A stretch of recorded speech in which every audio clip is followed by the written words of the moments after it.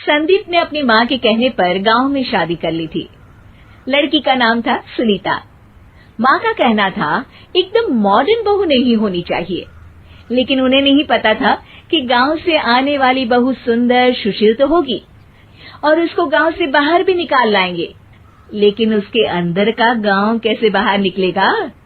शादी के कुछ दिन बाद, माँ टिफिन तो देना जरा। बेटा अब तो स्कूल नहीं ऑफिस जाता है, माँ से नहीं अपनी बीवी से टिफिन मांगा कर। ओके माँ। सुनीता टिफिन ले आओ। एक लो टिफिन, इसके अंदर पिस्ता डाल दिया है। पिस्ता? पिस्ता क्यों? सास जी ने बोला था ना कि आपको पिस्ता बहुत पसंद है। ओहो, मैंने पिस्ता नहीं पास्ता बोला था, पास्ता। पास्ता? कहीं होता है पास्ता? अरे बेटी तू रहने दे, मैं बना दूंगी। अच्छा किया कि पाव भाजी बनाने का नहीं बोला, वरना किसी के पाव बना देती है। सुनीता को बुरा लगता है, लेकिन उसकी नादान हरकतें कम नहीं होती। ऐसे ही एक दिन, अरे तुमने ये क्या लगाया है? अरे आप वो फूस फूस करके लगाते हैं ना, वही। डियो? का दियो? किसको दियो? अरे वही ना जिससे खुशबू आती है।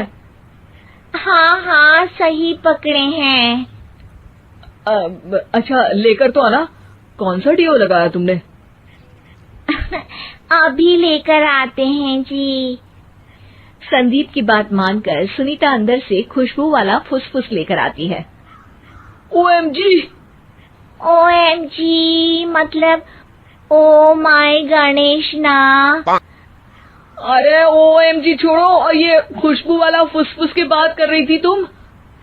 हाँ इसी की, फिर से सही पकड़े हैं। अरे देवी, लेकिन आप सही नहीं पकड़े हैं, ये डियो नहीं है। डियो नहीं है तो क्या लियो है? अरे ये रूम फ्रेशनर है, जिसको कमरे में छिड़कते हैं, खुद पर नहीं। कोई बात नहीं, माँ कहती थी आत्मा किराएदार है, शरीर एक किराए का कर्म।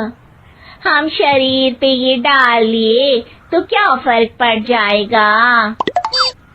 अरे बहू, ओ बहू, मेरे लिए फल तो ले आ, फिर मैं बाजार जाऊंगी।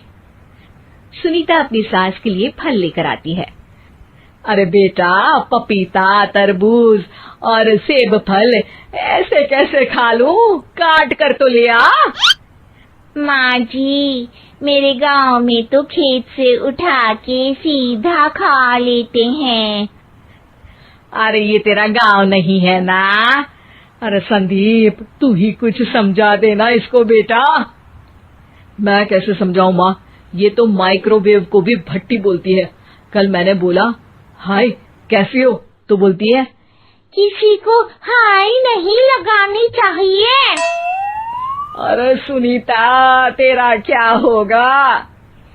अभी तो कैसे बताऊं माँ जी, अभी हम कुछ करेंगे फिर पता चलेगा क्या होगा, लड़का या लड़की। हे भगवान, कहाँ से आ गई है? रामपुर से जी, आप ही तो लेकर आए थे मुझे। अरे मुझे माफ कर दो।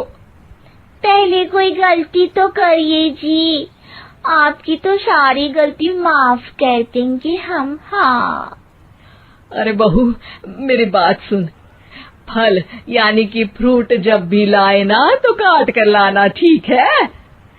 जी ठीक है माँ जी, फल यानी फ्रूट यानी काट के लाऊंगी।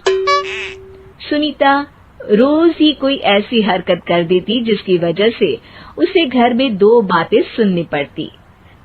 एक दिन, माँ मेरे बॉस घर पर आने वाले हैं शाम को, उनका बर्थडे है, फैमिली साथ नहीं रहती उनके, तो यही पार्टी कर लेंगे। उनको अच्छा लगा तो शायद मेरा प्रमोशन भी हो जाएगा। मैं ना फ्रूट केक लाकर फ्रिज में रख दूंगी और तेरे साथ आज खाना मैं बनाऊंगी, ताकि जब साहब आए तो खाने में कोई गड़बड़ ना हो।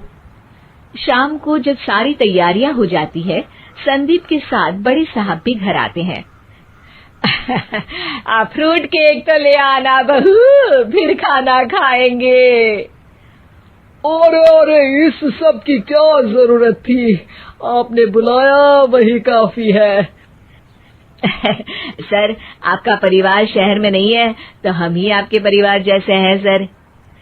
इतने में ही सुनीता फ्रूट केक लेकर आती है और बड़े साहब की टेबल पर रख देती है, और जैसे ही केक के ऊपर का बॉक्स हटाती है, ओह, ये क्या है? केक तो कटा हुआ है। मैं तो ऐसा नहीं लाई थी। आप मुझे शाबाशी दे सकती है माँ जी, मैंने ही केक काट दिया।